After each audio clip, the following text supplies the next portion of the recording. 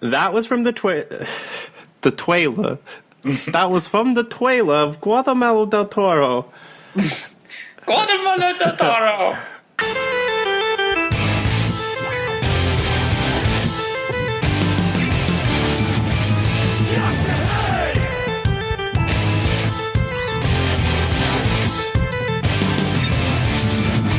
Hello and welcome to Check Your Backseat, the show where we discuss all things horror. Horror books, movies, video games, comics, television shows.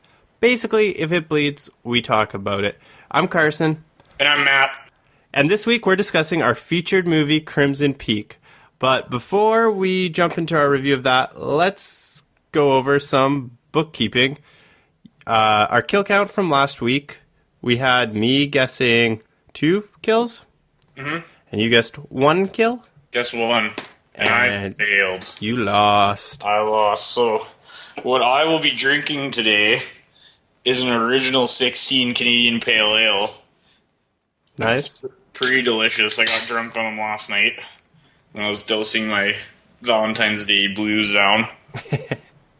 Yeah, I'm glad I didn't have to drink anything today. I usually do drink with you, but I was not feeling it, so I was pretty stoked that I won. What can you do? Yeah, not a whole lot. What do you say we check what's in our backseat? Let's do it. All right, Check Your Backseat's the part of the show where we make like good little horror movie citizens, and before driving off in our vehicles, we take a second to check out what's in our backseat to make sure there's no ghoulies or zombies ready to kill us.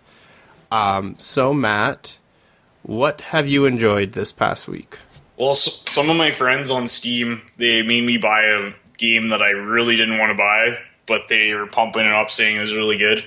It's the game called Rust. Pump it up. Pump the jam. It's really infamous for being one of the most hardest games that you'll ever play in your life because it's so brutal. So what it is, it's like a massive online multiplayer game where you literally wake up naked and you have to try and survive. But there's people with guns, other players. There isn't any other AIs or anything. It's just other players in the world that'll shoot you and steal your resources. So it's pretty fucked up. The one playthrough I was playing, I found this Russian guy, and you can do voice chats with people when you're beating them up, which is really cool. But I found this Russian guy and I bashed him in the face with a rock, stole all of his shit, but then I revived him and ran away. And he was chasing me with a spear trying to kill me. But then I found another guy with a bow and arrow, so I jumped in the air and hit him in the face with the rock, but he thought I was the other guy, so they both killed each other and I got both their resources. It was like a Thomas Crown affair. So you're just trying to survive is kind of the point of the game? Basically, just the point of the game is mass resources. You can build guns and stuff. Is there an end to it, or is it just... No, it's like Minecraft or whatever, cool. right? Yeah. No, it's really hard and really they want to do a whole bunch of research stuff on it because it's how humans would act in a post-apocalyptic situation. Because people are so harsh. I respond and someone just shot me right away, and I'd wait 2 minutes to play the game again. I feel like that wouldn't be a great study. It's everyone's meaner on the internet than they are in real life, aren't they? Yeah, no, but it's how people do it on the internet too, though, right? It's just what people in certain situations would do. And yeah, it's constantly people are stealing shit from you or killing you, but yeah. So is it a game that you can get better at, or you just sort of. You can get really good at it, and then someone that's better than you can come in and destroy everything. So I know I had the one playthrough I had a hatchet, which took me forever to get, and then a guy came up with a shotgun and just blew my head off just for no reason. And then you have to start over again? Yeah. That's funny. Cool.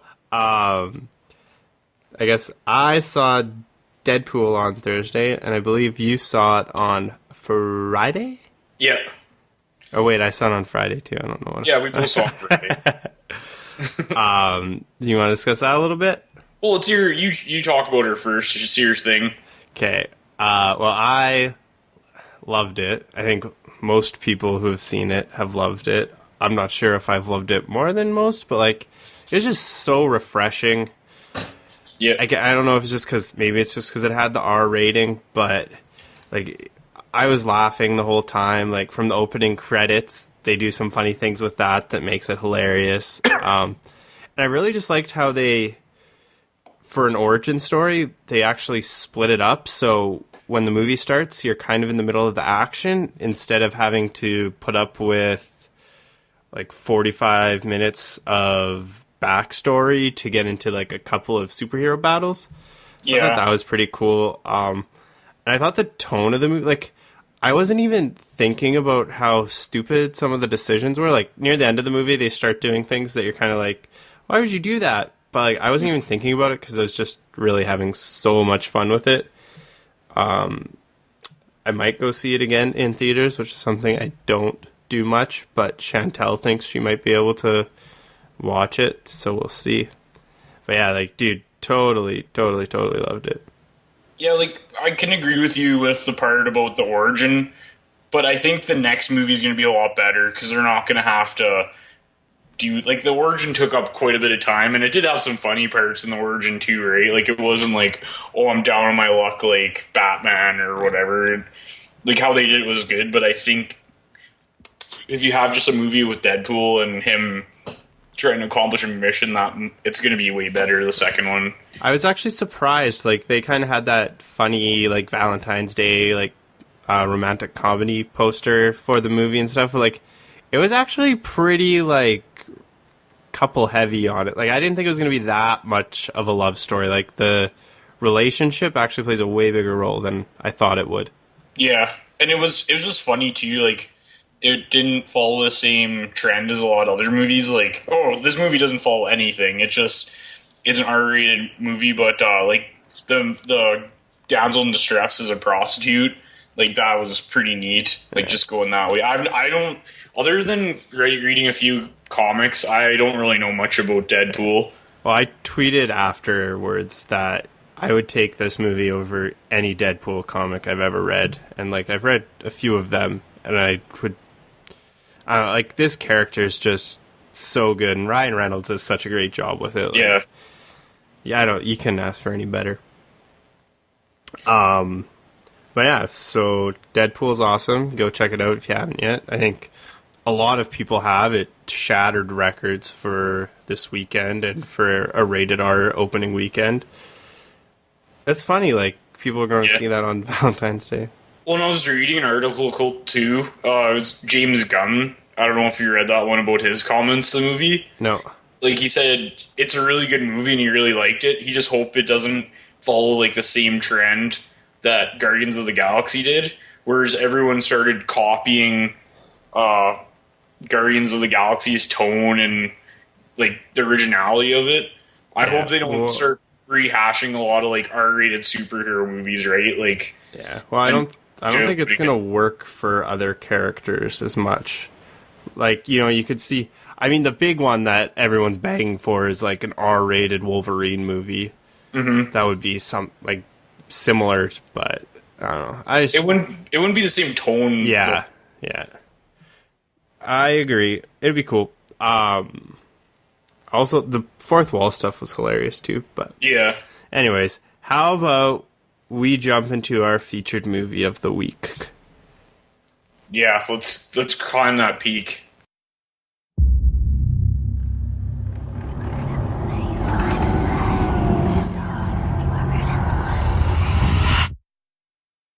Ghosts are real. That much I know. I've seen them all my life.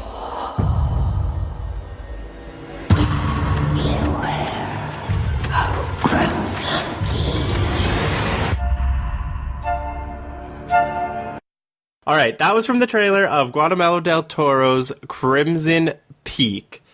It's a kind of a Victorian Gothic romance film, which basically talks about a girl who's growing up in the whatever year it is, late 1800s probably. Mm-hmm. Her dad, and couple of people come seeking investment from her father for an invention, and she falls in love and goes away to a fancy mansion that's haunted. And then it's actually just, it played out way different than I thought, but I think that's the gist of the movie. Yeah, no, like this, it would definitely surprise me. I thought the movie was gonna go one way, but it went a total different way. Like, it was actually pretty real. Like, if you took out the ghosts, you'd still have the same essential story.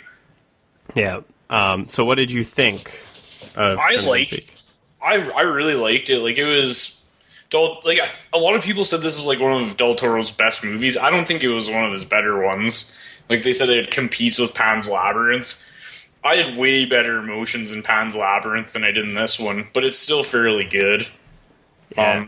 Some of the character, or like the actors that they got for certain characters, I was a little bit like, why would you have those people? Like, I know Dr. Michael,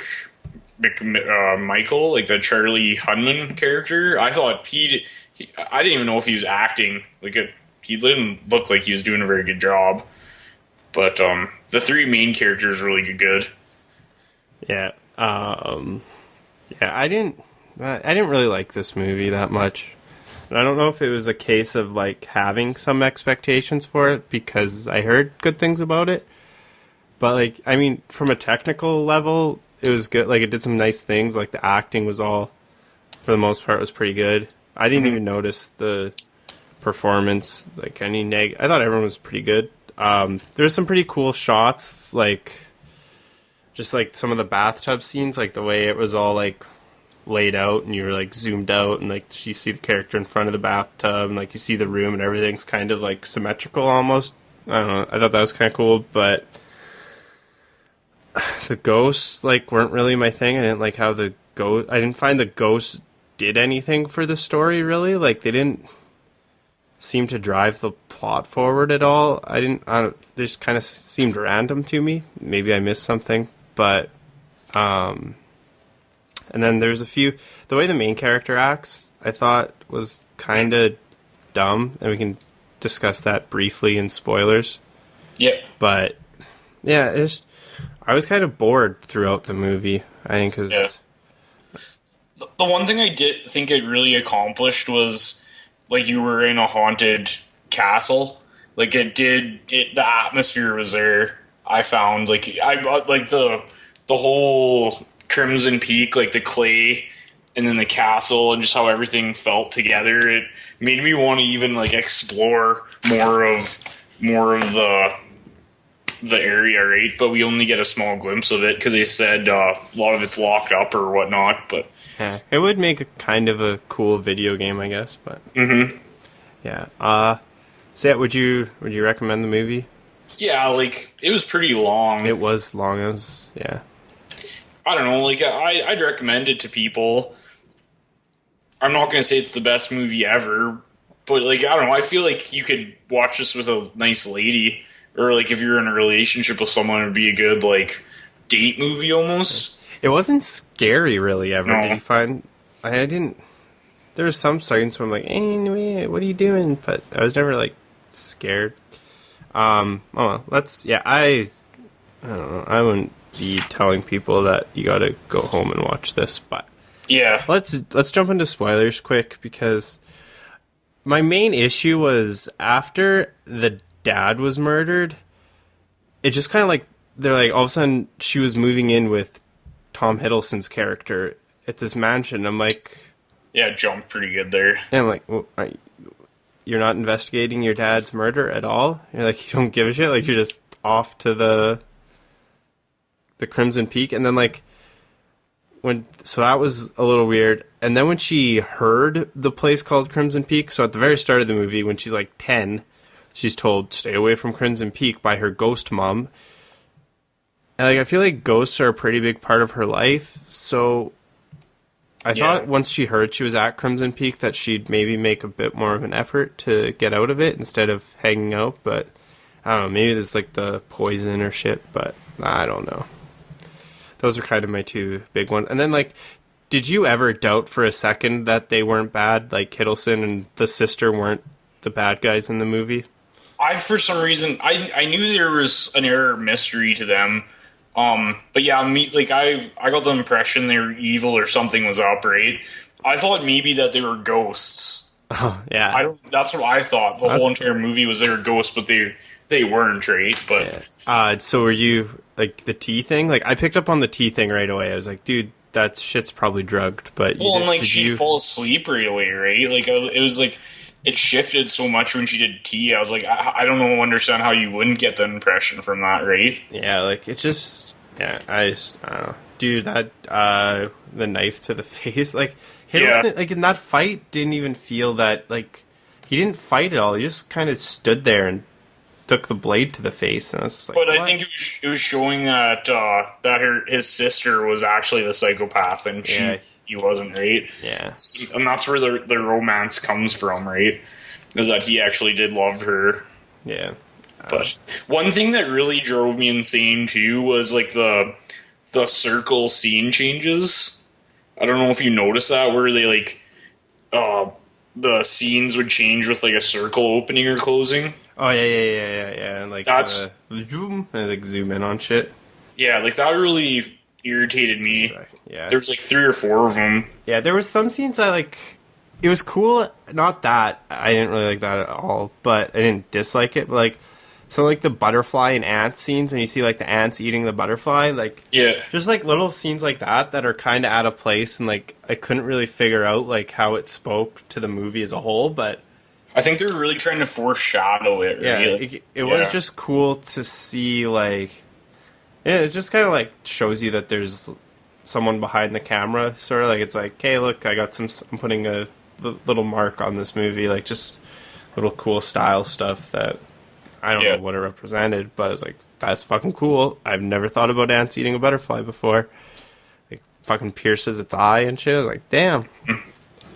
And like the one other thing too was when they're saying like with her book, how it's not a ghost story, it's a romance, but the ghost is a part of it, which essentially was stating the whole plot of this movie, right? Was that it was a love story, but the ghosts were there more for support than for going around killing people. Yeah. And yeah, it was weird. Maybe if the ghosts weren't so fucking extreme and crazy, it would have worked a bit better, but for me it just I just didn't like them at all. Like I liked the mom at the starting because it was like it had the essence of like a Grim Reaper type thing, foreshadowing. Or I keep saying foreshadowing a lot, but like saying that watch out for death. Mm-hmm. I thought that was neat. But then sort of like when they get to Crimson Peak and there's the red ones, like I didn't know. One thing that I found trouble with was who was the ghost, because like the one in the top was the mom. But then you have no idea who the other 3 or 4 were. They were the other wives or whatnot. But like it just seemed like they were the same person, but one just had a knife in his face. How the hell did she survive the fall at the end too? Like that was a big 3-story fall that she hit the balcony and hit the ground. Mm-hmm. I was like, holy shit. No, humans are invincible in this movie. Yeah. Especially that doctor gets stabbed a shit ton. Yeah, but he got stabbed at the right spot. Yeah. Can't bleed out. Good stuff. But like Lucy, I really liked her character. And the twist too of them having sex all the time was a little muffed up, but like her character was really well. So was Thomas's character. They were all like, other than that one doctor, I thought everyone did very well. Yeah. I wish they would have. Well, they they were exploring how isolated she was, like the main character, but like I didn't feel. I don't know. I think they did the right stuff in this movie, but it just didn't click for me. So like, I thought like, oh yeah, this is real. Like she's so isolated and like trapped in this building, but like, I never kind of felt that sense of confinement. Mm-hmm. Like. I don't know, like, maybe if they would have given us a scene where it's, like, she does try to run away, and, like, she's blocked off by the snow, so, like, that should have did it for me, but for some reason, like, it just didn't quite click. I don't know. Well, at the end, too, they just walk into the snow. So, like, for how long in the movie they couldn't go because of the snow, but then they're like, fuck it, we're just going to leave. Yeah, well, like, it's a 4-hour walk, but, yeah, I don't know. So, like, he can make the 4-hour walk. It's a breeze, but they couldn't leave. Whatever. It was neat to see, like, a horror movie like this made, though, because you don't really see a gothic horror romance. Yeah. Yeah. Oh, well. It was good. It was fun. But I probably wouldn't recommend it. How about that shovel hitting that girl in the face? I cracked myself laughing so hard. It's like, doing. Good stuff. Well, are you ready to put the episode in the ground? Let's put this bitch in some clay. All right, before we leave, you guys, let's do a quick summary of round 1 of the Kill Count League. Kill Count League. In first place, after Crimson Peak, we have Bitches Always Trippin', who cashed in a huge 12 points. That's as many points as you can get, isn't that, Matt? Yeah, that's 100%. Boom. But we have a tie. Yeah, we also had Red Death BJ cash in a full 12 points. Mm-hmm. And then in third and fourth, we have Pink and Poop Monster. Pink with 10 points, and Poop Monster sitting in fourth place with 8 points, along with quite a few other people, I think, have 8 points as well, don't they? Yeah, there's like 5 or 6. Good stuff. So it's exciting to see where everyone will stand after round 2, where we are watching Jacob's Ladder. And make sure you guys, even though we did go over this movie, you can still enter. We'll just give you 3 points for round 1. Or, hell, we'll give you full points, but just enter if you guys can. Yeah, and if you haven't watched Crimson Peak, just fill out whatever you did, and we'll give you whatever you get. Exactly. Cool. But yeah, Jacob's Ladder, you can find that on iTunes. It's like $9. Oh, no, you can get it on Netflix. Yeah, you said it was on Netflix. Get on Netflix. Rent. I watch it on my phone. Jacob's Ladder, and we'll be discussing that on Tuesday. Until then, tell your friends, get them in on the kill count round. We're doing 5 rounds. Is that 5 rounds for this season? Yeah, 5 or 6, I'm thinking. I'll have to double check, but yeah, something like that. Cool. So yeah, Bitches Always Trippin', first place after week 1. Mm-hmm. If you like the show, you can make sure to follow us on YouTube or SoundCloud or iTunes. iTunes is probably easiest. Maybe leave a review there if you'd like. 5 stars, baby, 5 stars. You can like us on Facebook. If you want to talk to us, you can find me at Twitter at Karson Broughton. That's Karson with a K, Braaten. And you can catch me at Peter's Agro. Peter's Agro. I want some egg rolls. Peter Egg Rolls. You can send us an email at checkyourbackseat@gmail.com. Let us know what you think of things. Give movie recommendations, whatever you want to talk about. So this is the point of the show where we usually do our kill count, but we've already recorded the episode for Jacob's Ladder when you were in town the other week, last week, whatever it was. So we did our predictions before. I don't even remember what I said. You said like 35 or something crazy. And we also have a special guest. Oh yeah, and yeah, be sure to tune in. Our first guest, Jacob's Ladder. We have Dave Hilger joining us as well. So. And he's bald and he's good looking for all you single ladies. Get excited. All right, so that's it for this week, I think, right? Yep. Yeah, so come back next week, fill out your kill count, and get ready for Jacob's Ladder. Next time, don't fall in love with people that have clay. Yeah, until next time, don't move into a house with the people that murdered your father. And then have sex with each other and their brother and sister. Yeah, avoid that as well. Okay, sweet.